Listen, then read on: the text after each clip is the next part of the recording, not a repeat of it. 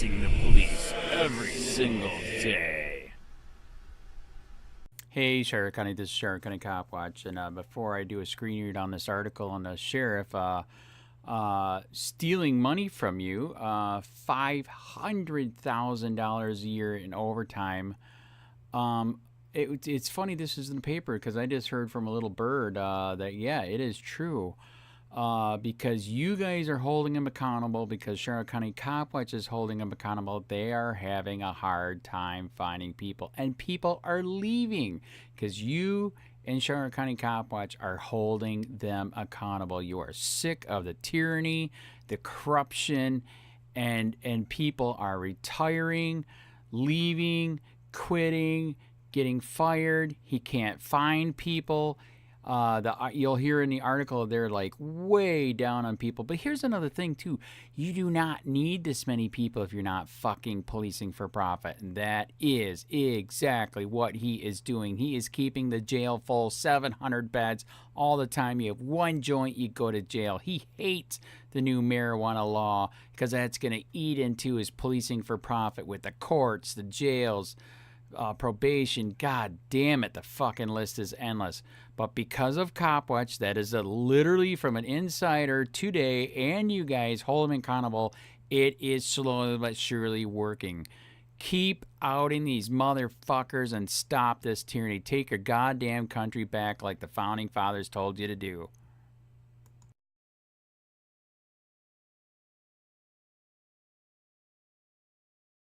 Proof: Charlotte County Sheriff Bill Prummell is the biggest thief in the county. Working overtime, what's the Charlotte Sheriff's Office bill? Corrections staff pulled in almost $500,000 this year. By Ann Easker, staff writer. In just one 2-week pay period this year, corrections staff at the Charlotte County Jail received more than $40,000 in overtime pay. In total, the Charlotte County Sheriff's Office paid $837,347 overtime to employees across all departments, with corrections staff accounting for nearly $500,000 of those dollars. That was from January to November of this year. Who makes the most money in overtime?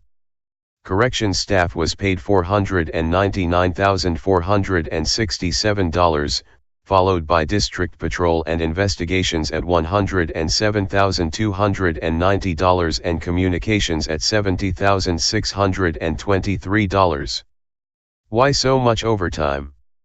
Vacancies.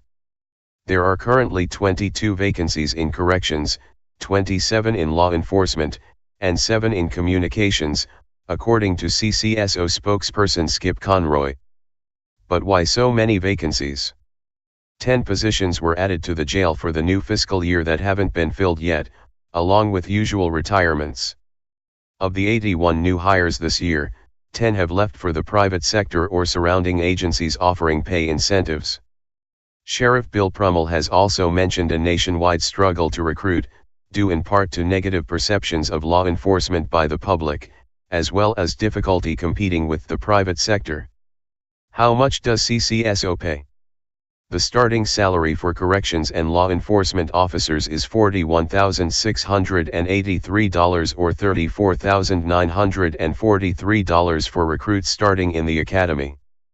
Communications operator recruits are paid $31,926. What kind of training is required for these positions? The academy is about 4 months for law enforcement and about 3 months for corrections. Communications operator recruits go through a 12-week training course. Where does the money for overtime come from? The sheriff's office budgets a certain amount of money for overtime each year, and if they exceed that, the money is taken from the salaries budgeted for the open positions. That money is already there in the budget but not being used because of the vacancies, Conroy said.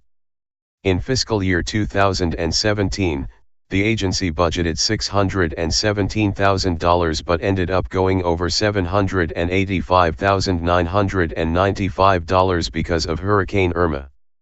Most of those funds were reimbursed by FEMA.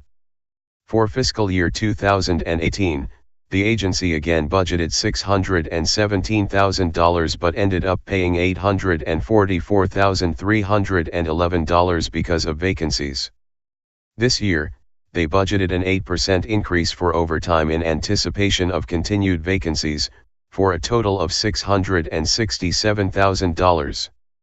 How else does this affect the agency? The large number of vacancies creates scheduling difficulties, especially at the jail where mandatory staffing levels require at least 1 officer for the direct supervision unit, 2 for the podular remote posts, and additional floor officers for escorting inmates and the booking/release area. Since the jail houses both male and female inmates, it can be difficult to find enough female officers to cover the female housing units, according to Capt. Melissa Turney. What is being done to address those difficulties? Supervisors and administrative personnel who are not normally assigned in an operational capacity are often reassigned for coverage, Turney said. To help manage the shortages, supervisors have been encouraged to utilize a variety of out-of-box scheduling, such as mutual exchanges or split shifts, to ensure that squads are staffed appropriately, Turney said in an email. Officers are placed on rotating on-call to help cover for unscheduled absences that may occur. Female officers are evenly distributed on each squad and we continue to actively recruit professional women within the community. Turney said supervisors are keenly aware of their members and work to ensure their job performance remains acceptable at all times. The staff are rotated on call so that individual members are not required to work too many consecutive days without a break, she said. Overtime is also rotated amongst the volunteers.